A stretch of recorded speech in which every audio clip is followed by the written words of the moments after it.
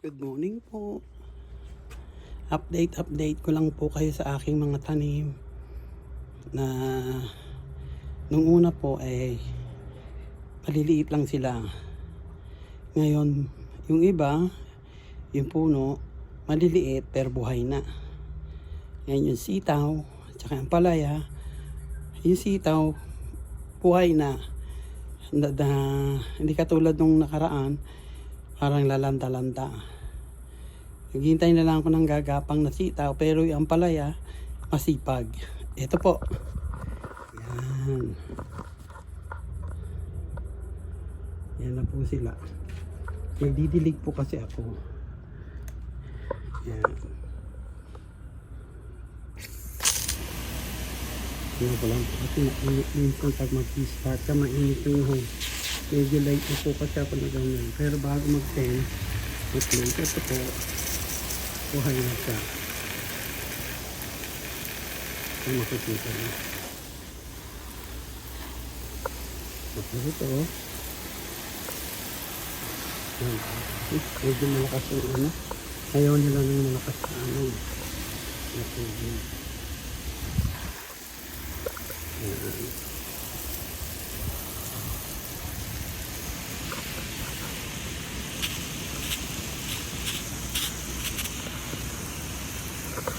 Yan po yung sitaw. Hindi ko po itinanim sa kasi kailangan pa akong lumuko. Kaya dyan ko lang siya nilagay. Sa papaya, makita nyo, siguro hindi kita nyo. Nasa pasin lang yan. Tumaas na siya ng sobra. Yan po yung aking tirahin nyo.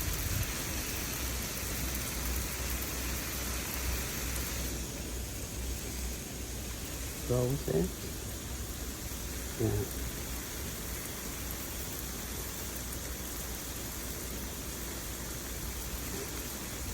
Saka hindi ito binababaran yan. Tingnan mo yung roses yung sipag yan.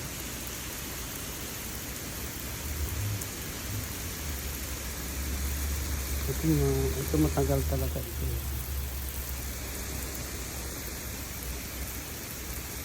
Ano po ang mga tanim ko. Ito po maliliit na roses.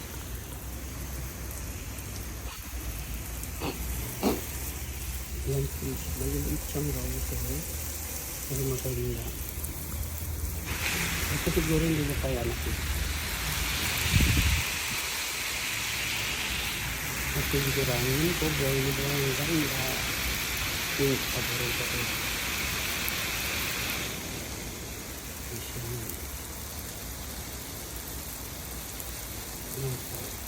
Yan po ang pinagkakabalahan ko pag nasa bahay lang ako. Nagtatanggal ng weed para hindi sila na nakukuha nila yung weed kasi pinukuha nila yung pataba.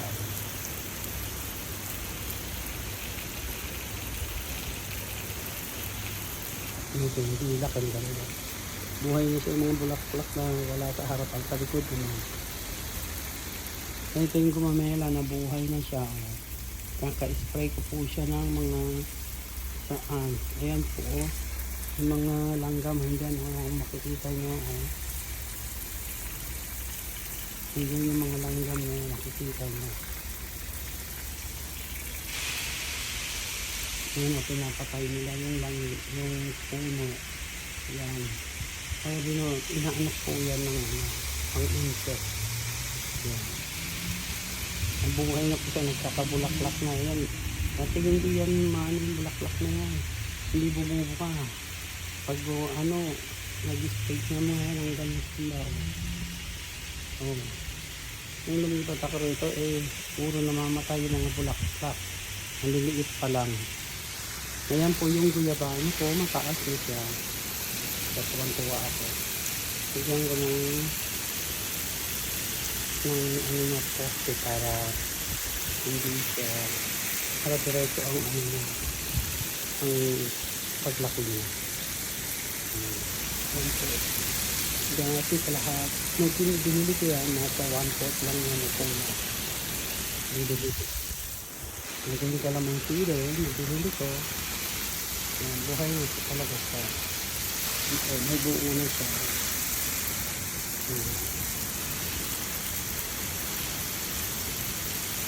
Isang pwede ko yung tinutubigan kasi ayaw lang, hindi na gusto yung tubig. Ayan. Ito hindi ko pa rin siya naaayos. Kasi yung mga ko, hindi pa namumulaklak. Simulan na lipat ko. Ito po, update ko sa ampalaya. Yan. Yan po. Dami yan. Ilang buto yan.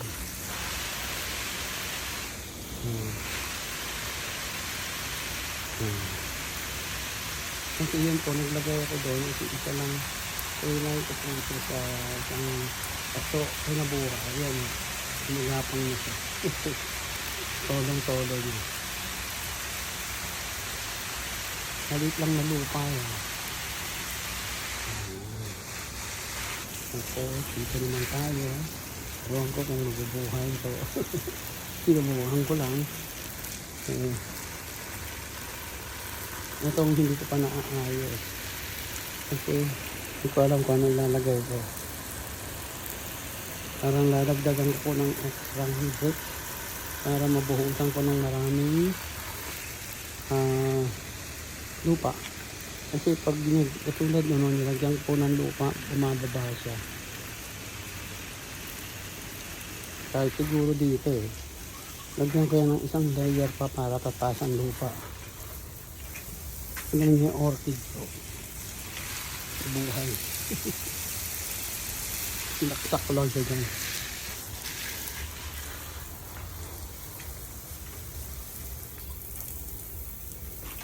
Kasi po maraming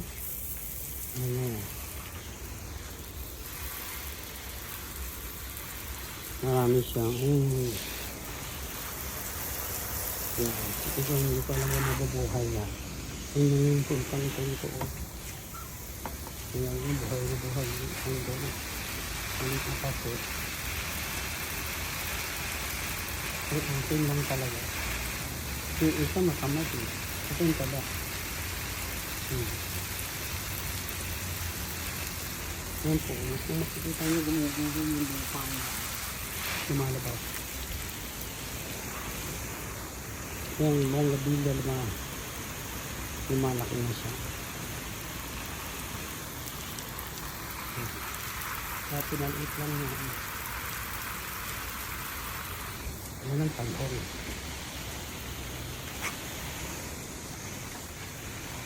May bunga na po yan.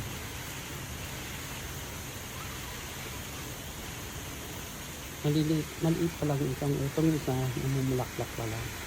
Kaya natanggalan po siya ng dahon kasi hindi lalaki yung talong pag hindi natanggalan ng dahon.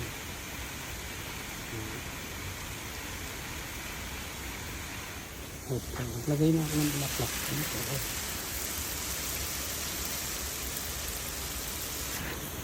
Ito lang sa harapan. Kailangan ko ito ng mortar para mailagay ko sa harapan. Kailangan ko mailagay ito sa harapan. Hindi ko na yan maano. Ito pangatlong jade ko na isa. Dalawa yun noon, laki-laki mo.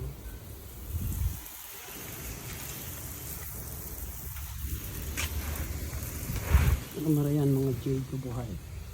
Yan, dyan ko sila ilalagay. Kasi gusto nila ng ulan at araw.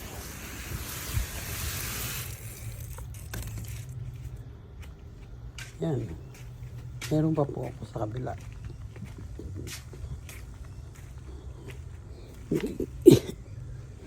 Ano po, minsan sa umaga nagdidilig ako.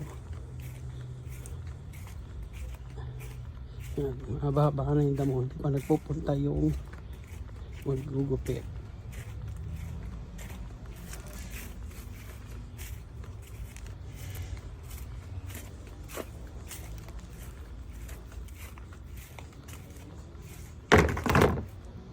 Yan. Yan, ito sili ko po. Yan, sipag yan.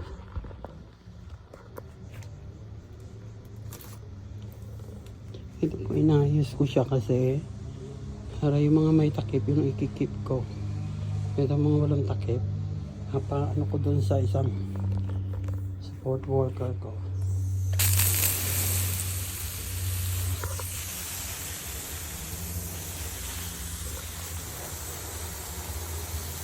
Parang ayaw ko na nalagay sa lupa kasi nasipag siya ayaw ko naman yung maraming tubig kasi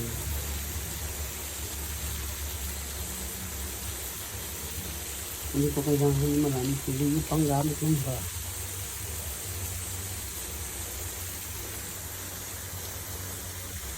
Nabigyan ko kasi mainit yan, gambulaklak na naman.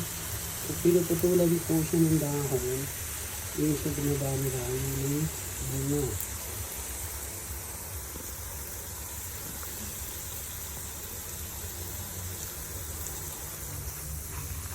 Ito naman, tamad bumunga. Binawasan ko na nga ng hindi pa rin bumubunga. Sobrang laki.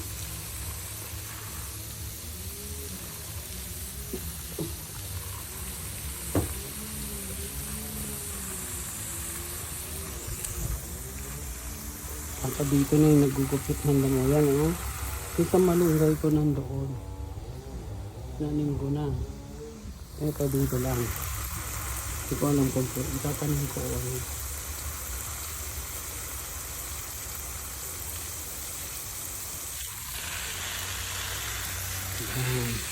ito itatanim ko rin pag maayos na yan doon sa gilid.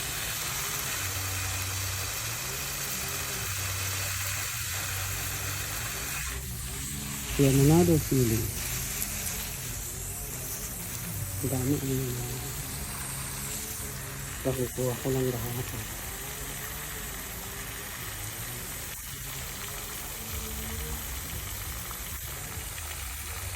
Huwag gusto ko magpinola. Kapinola ito, dalawa nga. Ito din tamad.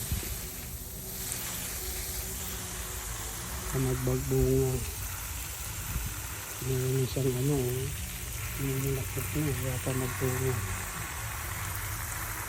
Mabuti sa mga ito, masipag kung sa iyo lang maglakwat. Yan po.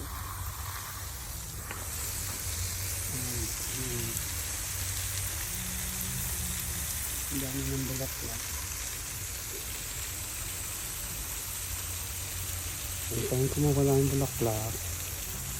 Saka ako ayan mo ito, yung bulaklak na siya. Hindi pa rin ibubuhin. Magaan.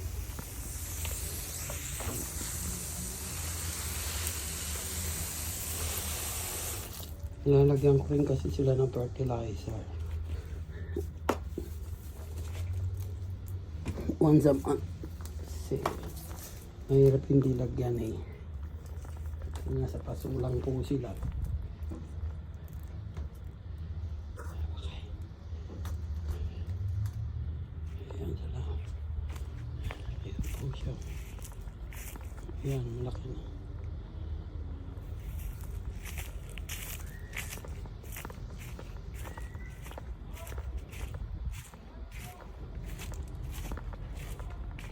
Ayan, likod naman.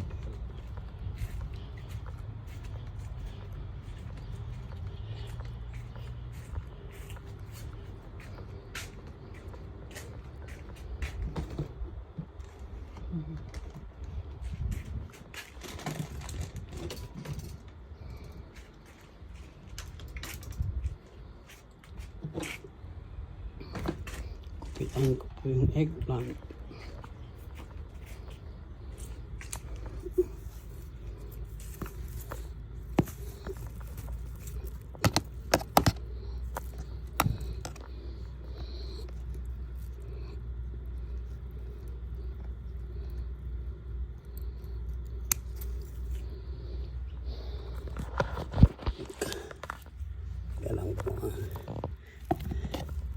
Ayan siya.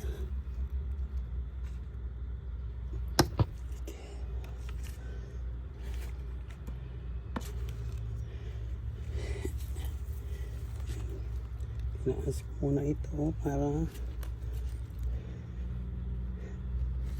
ayan. Sobrang dami niya pong dahon.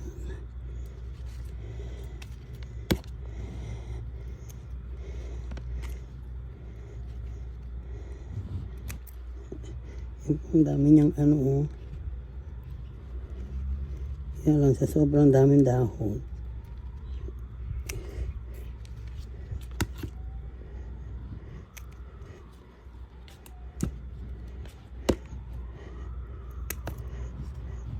Nilalanggam din siya. Ayan oh.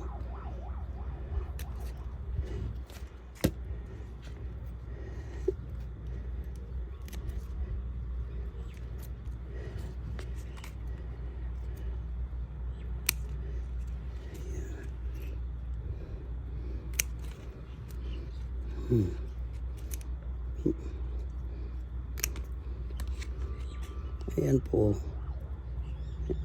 Yan, inaano siya ng langgam.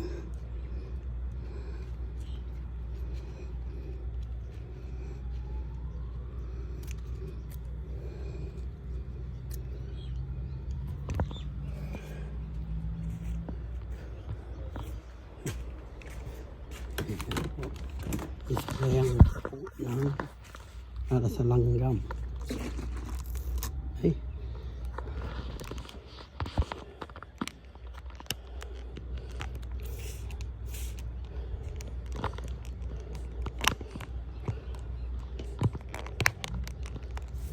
Ayan. Kasi uubusin pa nila.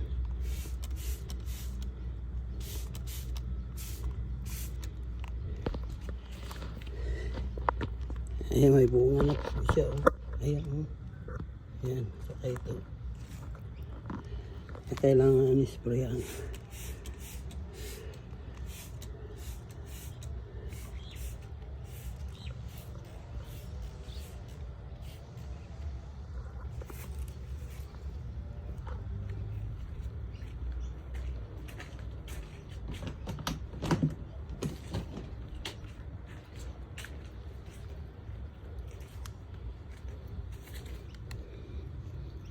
Mabigat yung dahon.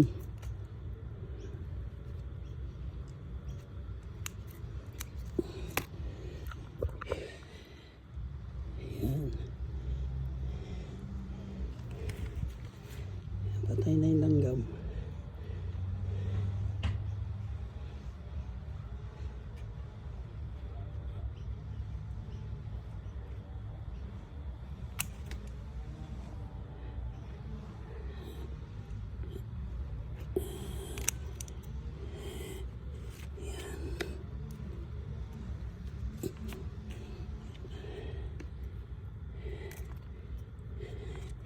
Ayan.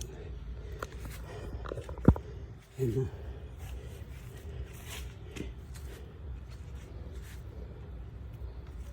Dito po kasi medyo may naglibilis. Hindi ko po alam kung nasan siya. Baka nasa kwarto, wait lang.